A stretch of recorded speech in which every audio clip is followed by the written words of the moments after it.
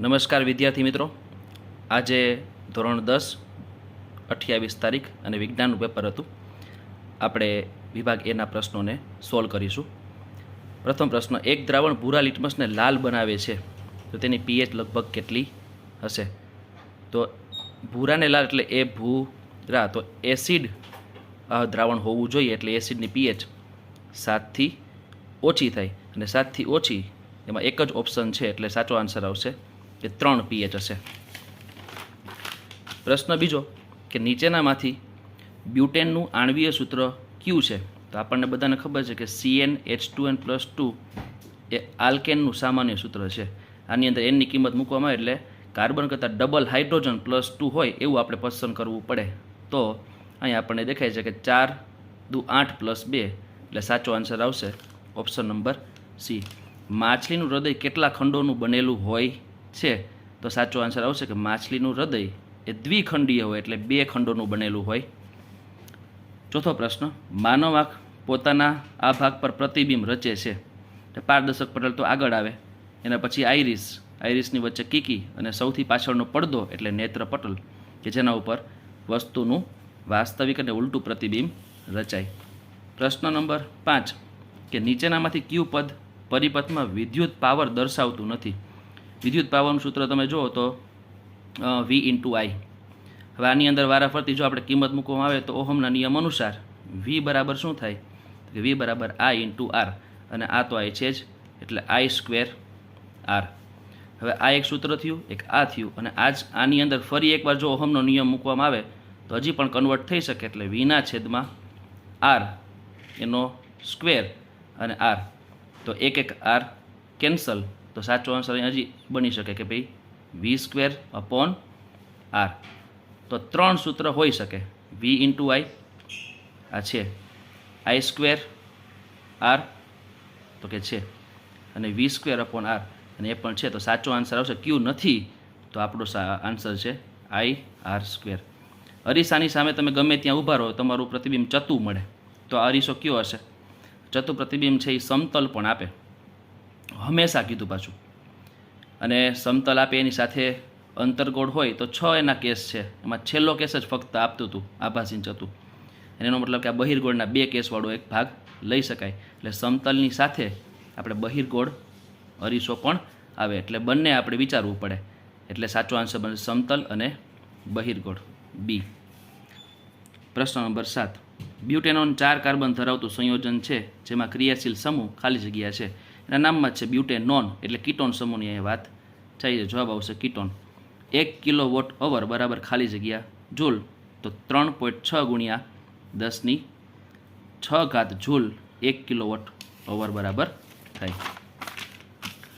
પ્રશ્ન નંબર 9 કે અનવાહક પેશી દ્વારા પ્રકાશ સંશ્લેષણની દ્રવ્ય નિપજનું વહન ખાલી જગ્યા કહેવાય, એને મિત્રો સ્થળાંતરણ કહેવાય. પિતૃઓના લક્ષણ જનીનમાંથી પ્રાપ્ત થઈ અને સંતતિમાં ઉતરી આવે છે. એક ગોળીય અરીસાની વક્રતા ત્રિજ્યા 40 સેન્ટીમીટર, એનો મતલબ કે R આપણને આપેલું છે, તેની કેન્દ્ર લંબાઈ F કેટલી હોય? તો આપણે ખબર છે કે ભાઈ R/2 કરીએ તો આપણને F મળે, કેન્દ્ર લંબાઈનો સંબંધ, તો 40/2 એટલે આપણો આન્સર આવશે 20 સેન્ટીમીટર. કોપર અને ઝીંકની મિશ્ર ધાતુ ખાલી જગ્યા છે, તો યાદ રાખવાનું હતું કે પિતાજી. પિત્તળ એટલે શું થાય? તાંબુ અને ઝીંક આ બંનેનું મિશ્રણ, તો કે કોપર એટલે કે તાંબુ, Cu, અને ઝીંક એટલે Zn. સાચો આન્સર આવશે પિત્તળ. ખરા ખોટા? 13મું, આયોડિન અધાતુ છે પરંતુ તે ચમકદાર છે, તો કે એકદમ સાચી વાત છે, અધાતુનું અપવાદ છે. પ્રશ્ન નંબર 14, કાચના પ્રિઝમ વડે શ્વેત પ્રકાશના વિભાજનની ઘટનામાં લાલ પ્રકાશ સૌથી વધુ વળે છે? તો આપણને ખબર છે કે કાચના પ્રિઝમની અંદર જ્યારે પ્રકાશનું કિરણ આપાત થાય ત્યારે જે ભાગ પડે છે એની અંદર નીચે જાંબલી આવે છે અને ઉપર આવે છે લાલ.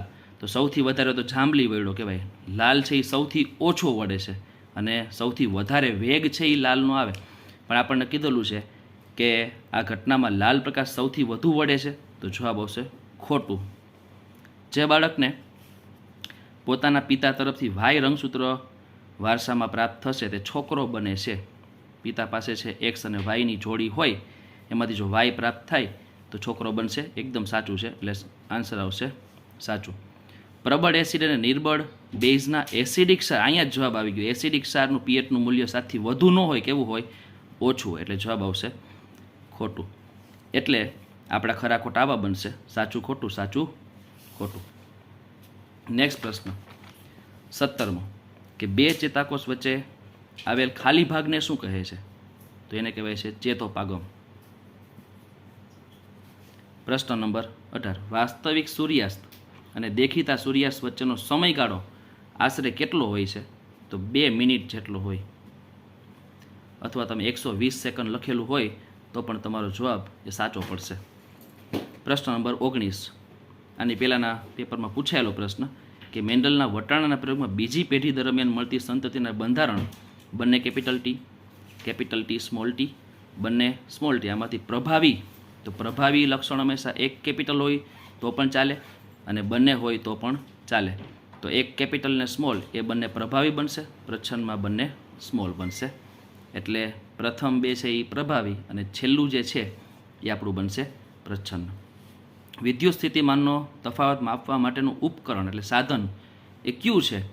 તો એના માટે આવશે વોલ્ટ મીટર. તમે વી મીટર લખેલું હોય તો પણ સાચું પડશે. જોડકા જોઈએ. પ્રશ્ન નંબર 21, કરોડરજ્જુ. તો આપણને ખબર છે કે કરોડરજ્જુ છે એ પરાવર્તી ક્રિયા સંભાળે, એટલે આન્સર આવશે આની અંદર બી, પરાવર્તી. લંબમજ્જા છે એ અનૈચ્છિક ક્રિયા સાથે સંકળાયેલું છે. અને અનૈચ્છિક ક્રિયા એટલે આમાંથી વિચારવાની ક્રિયા તો અનૈચ્છિક બને નહીં, કારણ કે એ તો જવાબ છે મગજનો, એટલે આ તો ઓપ્શન નીકળી જાય છે.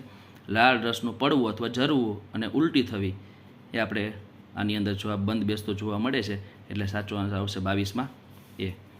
23મો, ઘાસ. હવે ઘાસ છે એ ઉત્પાદક છે, તો ડાયરેક્ટ જવાબ છે 23માં બી. અને 24મું, કે હરણ. તો હરણ છે એ ઘાસ ખાય છે, એટલે તૃણાહારી પ્રાણી છે.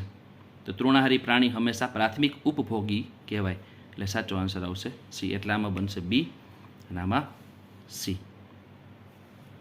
પેપર આપણને મિત્રો આની અંદર 24 માર્કનો વિભાગ છે, એકંદરે ખૂબ સહેલો બોર્ડ વડે આ વખતે કાઢેલો છે એવું જાણવા મળે છે.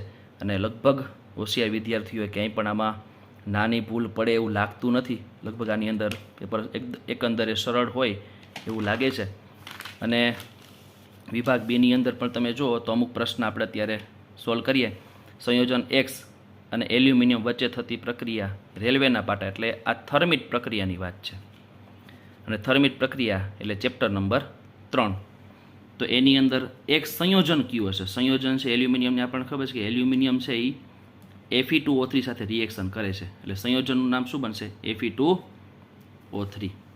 આ પ્રક્રિયાનું નામ આપો તો કે થર્મિટ પ્રક્રિયા. એનું સમીકરણ તો કે Fe2O3 એલ્યુમિનિયમ સાથે રિએક્શન થશે, એલ્યુમિનિયમ વધુ સક્રિય અને Fe છે એના કરતાં ઓછું સક્રિય, એટલે કે વિસ્થાપન પ્રક્રિયા જોવા મળશે. એટલે કે અહીંયા જવાબ મળશે Al2O3 અને અહીંયા લિક્વિડ સ્વરૂપમાં લોખંડ આપણને પીગળી સ્વરૂપમાં મળશે, કે જે રેલવેના પાટાને જોડવા માટે વપરાય છે અને ઉષ્મા મુક્ત થશે. એટલે આ એક ઉષ્માક્ષેપક પ્રક્રિયા પણ કહી શકાય. બેલેન્સ કરવી હોય તો 2 એલ્યુમિનિયમ અને Fe પણ અહીંયા 2. પ્રશ્ન નંબર 31, ટેક્સ્ટ બુકનો ઉદાહરણનો બેઠો દાખલો છે કે એક વિદ્યુત બલ્બને 220 વોલ્ટના જનરેટર સાથે જોડેલ છે, એટલે V બરાબર 220 વિદ્યુત પ્રવાહ, એટલે આપણને કીધેલું છે I બરાબર 1/2 એમ્પિયર, અડધો 0.5 એટલે અડધો. બલ્બનો પાવર કેટલો થાય? પાવર એટલે હમણાં જ આપણે વાત કરી V × I, 220 ગુણ્યા તો કે 1/2 તો કે અડધા 110 વોટ જવાબ ખાસ લખવો એ જરૂરી છે. ઓકે, બીજા નંબરમાં છે નીચે દર્શાવેલ રાસાયણિક પ્રક્રિયાઓ માટે સમતોલિત સમીકરણો લખો. હાઇડ્રોજન તો H2 + Cl2 gives hydrogen chloride તો કે HCl તો કે 2HCl. કેલ્શિયમ હાઇડ્રોક્સાઇડ એટલે કે CaOH ટ્વાઇસ, એની અંદર કાર્બન ડાયોક્સાઇડ એટલે કે CO2, કેલ્શિયમ કાર્બોનેટ CaCO3 અને પાણી એટલે H2O. આવી રીતે જોવા મળશે.